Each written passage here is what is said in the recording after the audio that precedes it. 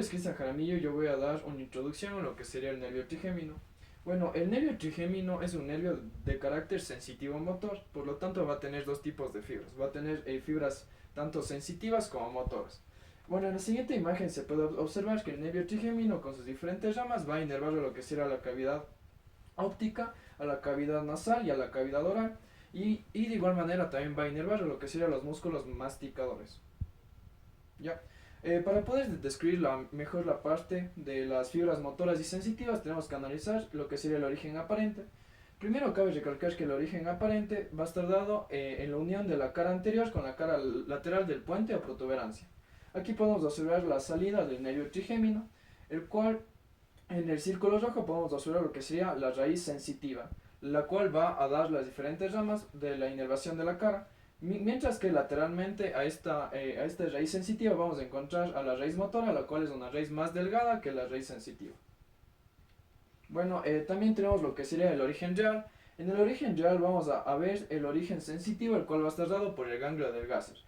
Cabe recalcar que inferiormente al ganglio de Gasser va a estar pasando lo que sería la raíz motora, la cual se va a unir de cierta manera o va a estar relacionada con lo que sería la raíz, la rama mandibular del nervio trigémino. Mientras que dentro del origen motor vamos a tener que este va a estar dado por lo que sería la formación reticular del puente o protuberancia y también por un núcleo denominado accesorio que se va a encontrar en el mesencéfalo.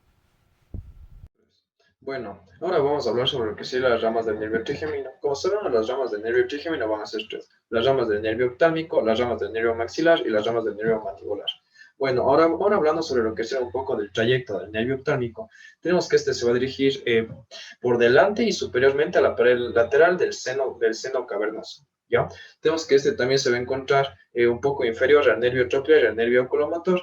Posteriormente, o luego se va a ubicar lateralmente al nervio troclear para después dirigirse en conjunto con el nervio troclear lateralmente al nervio oculomotor. Una vez este llega a lo que sería al extremo anterior del seno cavernoso, se van a dar sus ramas terminales. Dentro de sus ramas terminales tenemos el nervio nasociliar, tenemos el nervio frontal y el nervio lagrimal. ¿Ya? Dentro del nervio nasociliar vamos a tener varias estructuras, pero primero tenemos que decir que este penetra en la fisura orbitaria superior, el cual se encuentra en esta zona, ¿ya? Eh, este también va a penetrar a la altura del anillo tendinoso de los músculos del globo ocular, ¿ya? Luego cuando llega a lo que sería al agujero etmoidal anterior que se encuentra en esta zona, se va a ramificar y va a generar el nervio etmoidal anterior y el nervio infratroclear, ¿ya? Ahora también esas van a ser las ramas terminales del nervio nasociliar. Ahora vamos a tener las ramas colaterales, las cuales van a ser los ramos ciliares cortos que se encuentran en esta zona. Vamos a tener los ramos comunicantes con el ganglio ciliar que se encuentran aquí. Y vamos a tener los ramos de la fisura etmoidal posterior, ¿ya? Que se encuentra en esta zona y va a dar el nervio etmoidal posterior, el cual se va a encontrar en comunicación con las celdillas etmoidales.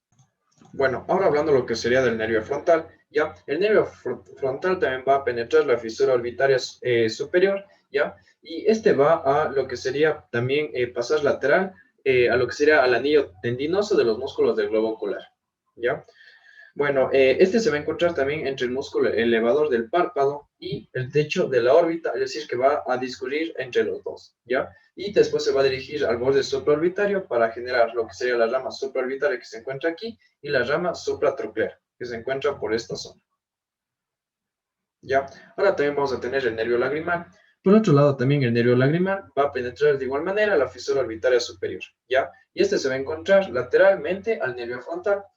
Una vez penetra lo que sea la fisura orbitaria superior, este se va a dirigir al borde superior del músculo recto lateral y se va a ramificar para generar las ramificaciones para la glándula lagrimal que se encuentra aquí. Luego también va a generar lo que sería un ramo comunicante para el nervio cigomático, que sería este de aquí, ¿ya? Para el nervio cigomático temporal, que es derivado del maxilar, ¿ya? Bueno, ahora también vamos a hablar de lo que sería el territorio funcional del nervio oftálmico. El territorio funcional se va a encontrar en esta zona, ya que aquí se va a encontrar el nervio oftálmico.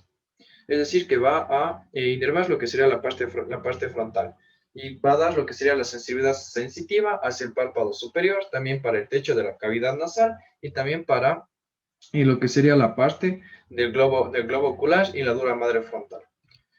Y está ubicado en esta zona, B1, que también es denominada el territorio funcional del nervio octavo. El nervio mandibular es el último de los tres ramos del nervio trigémino. Es un nervio sensitivo motor a diferencia de los otros dos ramos que son solo sensitivos. Ese nervio se forma por la unión de dos raíces, una raíz sensitiva, como podemos ver aquí, que nace del borde anterolateral del ganglio trigeminal, y una raíz motora, que se ubica debajo de la raíz sensitiva y que se denomina raíz motora del nervio trigémino. Ambas raíces van a dirigirse inferior y lateralmente, atravesando el agujero oval, y luego se van a unir. A esta altura, el nervio mandibular se encontrará en relación con la rama accesoria de la arteria meningea media que se ubicará posterior y lateralmente al nervio. También estará unido en su cara medial al ganglio óptico, como podemos ver aquí.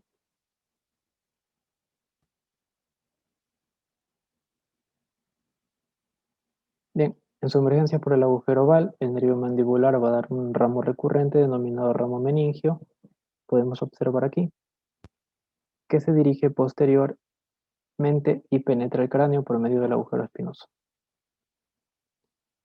Bien, ahora vamos a hablar de las ramas terminales, empezando por las ramas del tronco anterior, que van a ser tres. Se dirigen lateralmente y penetran en el agujero protofítico buccinador, que se ubica en el reborde lateral del agujero oval y el ligamento innominado. El primer ramo del tronco anterior es el nervio temporobucal. Podemos ver aquí. Este se ubica inferior, lateral y anteriormente. Cruza los fascículos del músculo pterigoideo lateral y en la cara lateral de este músculo se divide en dos ramos. Un ramo ascendente, denominado nervio temporal profundo anterior, que es motor y se aplica sobre la cara anterior del músculo temporal. Y un ramo descendente denominado nervio bucal, que es sensitivo y va a dar ramos superficiales y profundos destinados a la piel y mucosa de las mejillas. Uno de estos ramos superficiales va a estar en unión con un fascículo del nervio facial. El segundo ramo del tronco anterior es el nervio temporal profundo medio, que podemos ver aquí, que se encuentra entre el músculo pterigoideo lateral y el ala mayor del hueso esfenoides y se aplica superiormente sobre la cresta infratemporal. Por último, se va a dirigir a la parte media del músculo temporal. Y el último ramo del tronco anterior es el nervio temporomasentérico, que podemos ver aquí. Al igual que el anterior, se dirige lateralmente, cruza el músculo pterigoideo lateral y a la altura de la cresta infratemporal va a dar dos ramas. Una rama superficial, una rama superior, denominada nervio temporal profundo posterior, que se dirige a la parte posterior del músculo temporal, y una rama inferior, denominada nervio masentérico, que se dirige al músculo masentero en su cara profunda. Bien, estas han sido las ramas del tronco anterior. Ahora continuaré con las ramas del tronco posterior. Estas van a ser cuatro. La primera de ellas es el tronco común de los nervios de los músculos pterigoideo medial, tensor del velo del paladar y tensor del tímpano. Este tronco es un tronco muy corto, se dirige medialmente y atraviesa el borde anterior del ganglio óptico. Y aquí va a dividirse en tres ramas. Una que se denomina nervio del músculo pterigoideo medial, que se dirige inferiormente y penetra en dicho músculo. Y dos que se denominan nervio del músculo tensor del velo del paladar y nervio del músculo tensor del tímpano, que juntas van a atravesar la zona cribosa de la fosa interpterigoidea y se van a dirigir a los músculos a los cuales están destinados. Ahora voy a hablar sobre el nervio mandibular. Es un nervio sensitivo motor que es el resultado de la reunión de dos raíces, una gruesa que es la sensitiva y una pequeña que es la motora, que es la raíz motora del nervio trigémino. En su trayecto, en sus raíces sensitiva y motora se dirigen inferior y lateralmente, se introducen en el agujero oval donde estas raíces están unidas. Luego, inferiormente en este orificio, este nervio mandibular se divide en dos troncos, un tronco anterior y un tronco posterior. Este nervio mandibular está en relación con la rama accesoria de la arteria meninge media que se sitúa posterior y lateralmente a este nervio. Este nervio mandibular tiene un ramo colateral en su emergencia al agujero oval, que es el ramo meningio, que se dirige posteriormente penetrando en el cráneo por el agujero espinoso y sus ramificaciones acompañan a las de la arteria meninge media. Este ramo tiene ramos terminales, ramos del tronco terminal anterior y ramos del tronco terminal posterior. Los ramos del tronco terminal anterior son el nervio temporobucal, el temporal profundo medio y el temporomasentérico.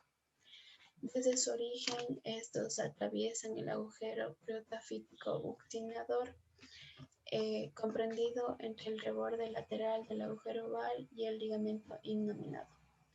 En el agujero, el nervio temporobucal se sitúa anteriormente al nervio temporal profundo medio, que es asimismo anterior al nervio temporomasentérico.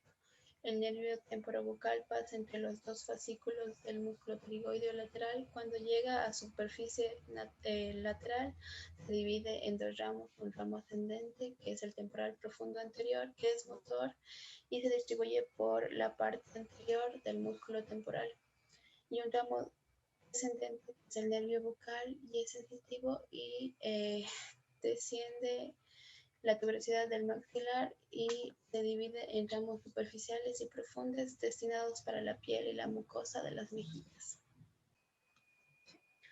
Continuando con el nervio temporal profundo medio, este se dirige lateralmente entre el pterigoideo lateral y el ala mayor del hueso esfenoides y termina en la parte media del músculo temporal.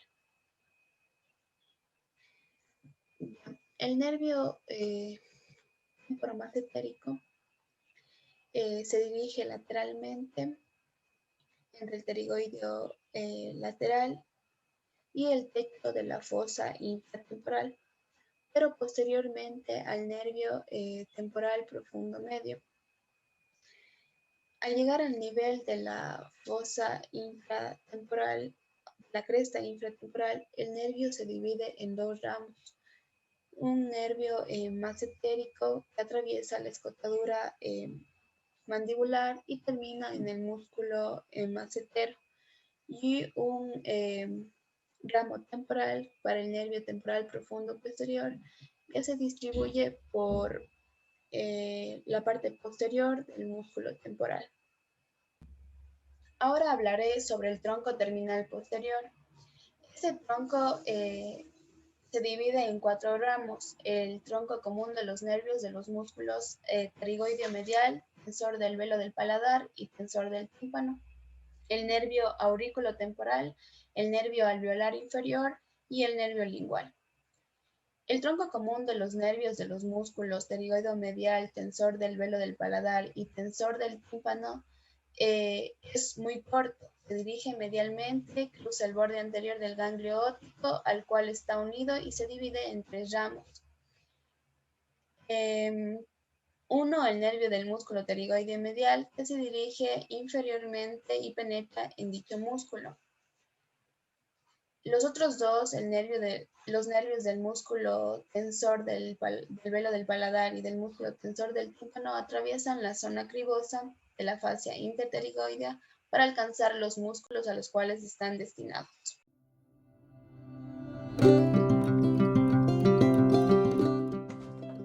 Nervio alveolar inferior. Es el ramo más voluminoso del nervio mandibular. Se va a dirigir en sentido inferior anteriormente a la arteria alveolar inferior entre la fascia interpterigoidea y el músculo pterigoideo medial, que son músculos mediales a él, y el músculo pterigoideo lateral y la rama mandibular, que van a ser laterales. Va a estar acompañado por la arteria alveolar inferior. El nervio va a penetrar en el conducto mandibular, donde puede presentar dos disposiciones bastante diferentes. La más frecuente, que se da en 2/3 de los casos aproximadamente, el nervio va a discurrir entre los vasos alveolares inferiores en el conducto hasta el agujero mentoniano.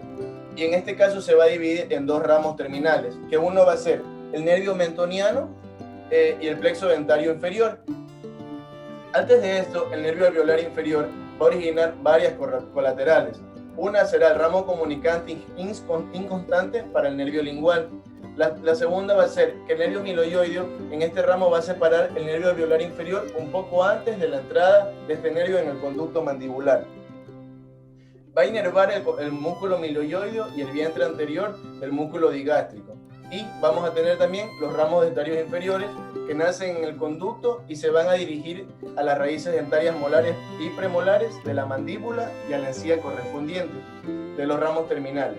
El nervio mentoniano va a atravesar el agujero mentoniano y se divide en numerosos ramos terminales destinados a la mucosa del labio inferior y a la piel del labio inferior y del mentón. El plexo dentario inferior se dirige y da ramos al canino, a los incisivos y a las encías correspondientes. En el otro tercio de los casos, el nervio alveolar inferior se divide desde su entrada en el conducto mandibular en dos ramos terminales, que uno es el nervio mentoniano y el otro es el nervio dentario inferior.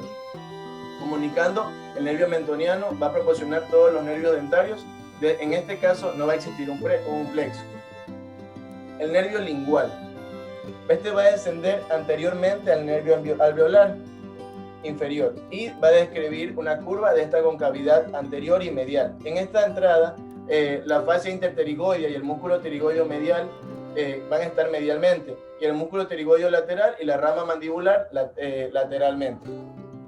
Es en esta región donde el nervio lingual va a recibir la cuerda del tímpano, que es un ramo que viene del nervio facial. Cuando el nervio lingual se libera del borde anterior del músculo pterigoideo lateral, va a discurrir bajo la mucosa del surco gingivolingual superiormente al borde superior de la glándula submandibular y del nódulo linfático submandibular. Va a descender enseguida por la cara medial de la glándula y va a rodear el conducto submandibular de lateral a medial, pasando inferiormente a él y se va a situar medialmente a la glándula sublingual. Entonces, se va a dividir en ramos terminales que van a inervar la mucosa de la lengua anteriormente al surco lingual. Y uno de estos ramos del nervio lingual va a descender sobre el músculo hiogloso y se va a comunicar con el nervio hipogloso. El nervio lingual proporciona algunos filetes destinados a la mucosa del arco palatogloso de las amígdalas palatinas. Otros ramos se dirigen a la glándula submandibular y a la glándula lingual por medio de los ganglios submandibulares y sublingual, de donde van a salir los filetes nerviosos destinados a las glándulas correspondientes.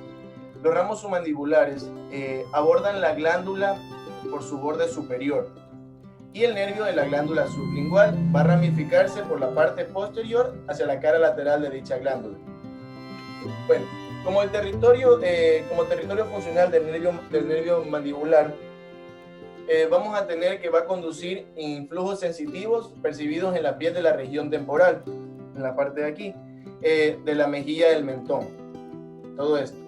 Sus ramos profundos reciben la sensibilidad de la mucosa bucal de la cara interna en la mejilla hacia las encías del labio inferior, de la región anterior de la lengua, o sea, la parte de atrás. También de los dientes inferiores y de la mandíbula. Va a conducir las fibras sensitivas para la sensibilidad gustativa del vértice y los bordes de la lengua, los 2/3 de la lengua. Va a proporcionar también inervación propioceptiva a los músculos de la mímica, el nervio mandibular y es el nervio masticador. Los músculos de la mímica son aquellos con los que nosotros podemos hacer señales y indicar algo o hacer alguna seña. También va a inervar los músculos que cumplen la función como el músculo masticador, que va a ser de masticar alimentos y deglutirlos. Por otra parte, va a inducir a la contracción del músculo tensor del velo del paladar. Va a ser al tensor del tímpano, al músculo miloioideo y el vientre anterior del músculo digástrico. Hablando de la sensibilidad de la cara, los territorios cutáneos de la cara van a estar inervados en casi toda su totalidad por los ramos sensitivos del nervio trigémino. También por el territorio del nervio oftálmico, que es la parte de aquí, y sus ramos colaterales se extiende por la región del frente y la mitad anterior del cuero cabelludo, la región del párpado superior y el dorso de la nariz hasta el vértice, ¿verdad? También va a inervar en profundidad la parte anterior de las cavidades nasales, o sea, la parte de adentro y de los senos nasales, así como el globo ocular. El nervio maxilar va a conducir las sensaciones cutáneas percibidas en la parte anterior de la sien, en la región cigomática, que es la parte de aquí, ¿verdad? Más se lo conoce como pómulo. También una parte del párpado inferior, del ala de la nariz y del labio superior hasta la comisura labial. En profundidad su territorio se va a extender por la parte posterior de las cavidades nasales, en la bóveda palatina, y el velo de paladar, las encías y los dientes del maxilar. Bueno, el territorio del nervio mandibular y su inervación sensitiva se comprende en la región temporal. El trago y el lobulillo de la oreja, la mejilla, el labio inferior y el mentón. En profundidad el nervio mandibular va a inervar lo que es la mucosa de la mejilla, la parte de las encías, los dientes inferiores y una parte de la lengua, que va a ser el 2/3 de la parte de la lengua. Gracias.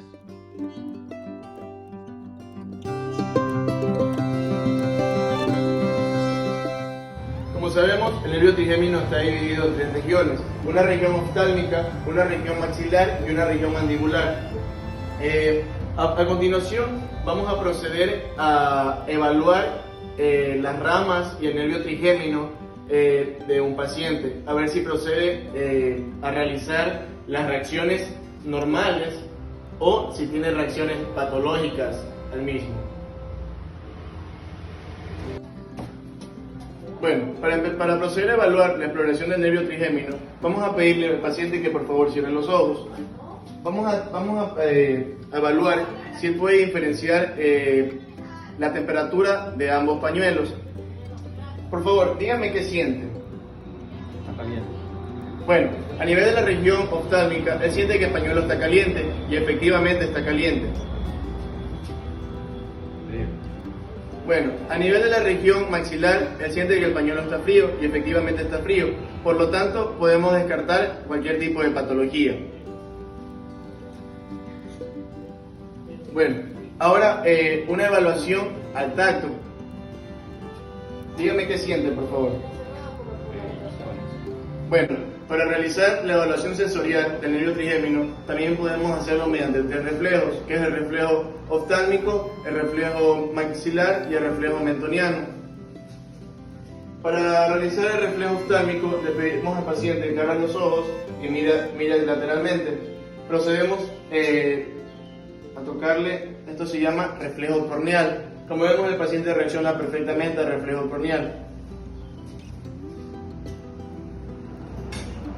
Bueno, a nivel de la región maxilar, se le realizamos estimular el orificio de la nariz. Como podemos ver, el paciente tiende a mover la nariz, significa que no existe ninguna patología. En varios casos, los pacientes también tienden a estornudar, que esto no tendría ningún problema.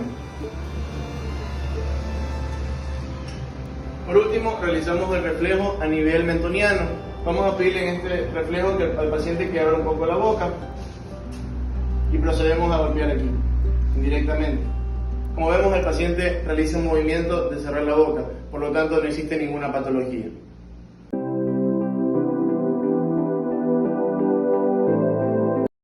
Bueno, ahora vamos a hablar sobre lo que sería la sintomatología de la neuralgia del nervio trigémino. Primero decir que la neuralgia del nervio trigémino es una afectación que se produce hacia las fibras sensitivas del nervio trigémino, ¿ya?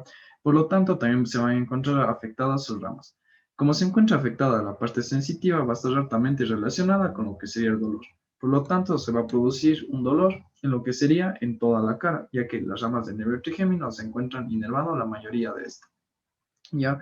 Si se produce el dolor en lo que sería la sensibilidad de la cara, se puede dar al momento de realizar cualquier reacción, ya sea tocarse el rostro, masticar, hablar o cepillarse los dientes. También se puede dar lo que sería el trastorno de punto gatillo.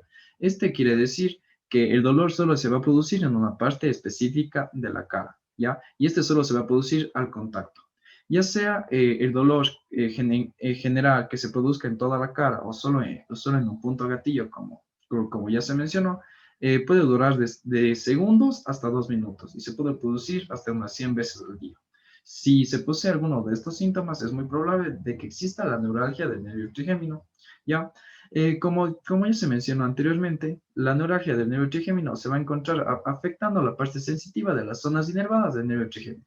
ya sea como la cavidad ocular, la cavidad nasal, la cavidad bucal, las mejillas o los músculos masticadores. Por lo tanto, se produce el dolor al realizar acciones básicas, como ya se mencionó, el masticar, ¿ya?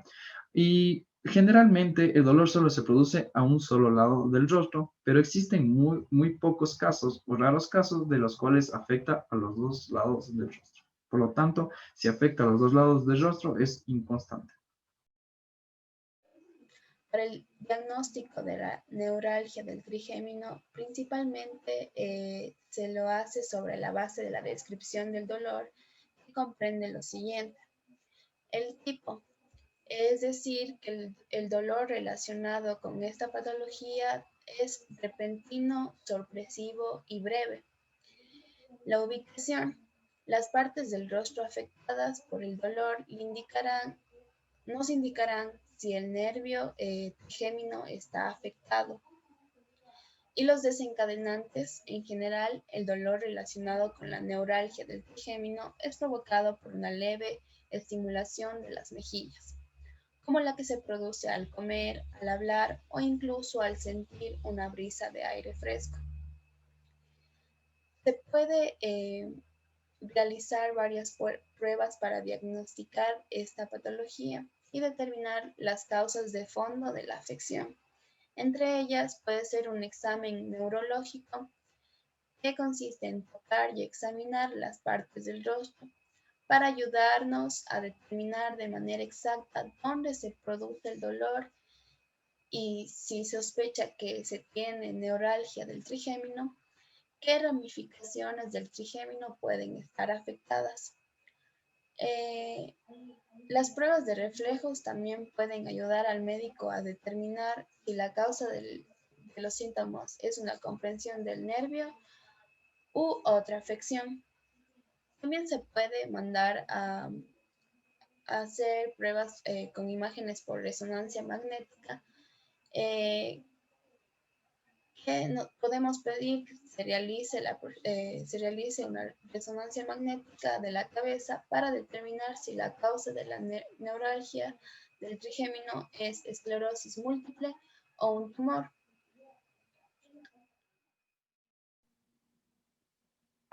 Existen diversas teorías con respecto a la etiología de la neuralgia del trigémino.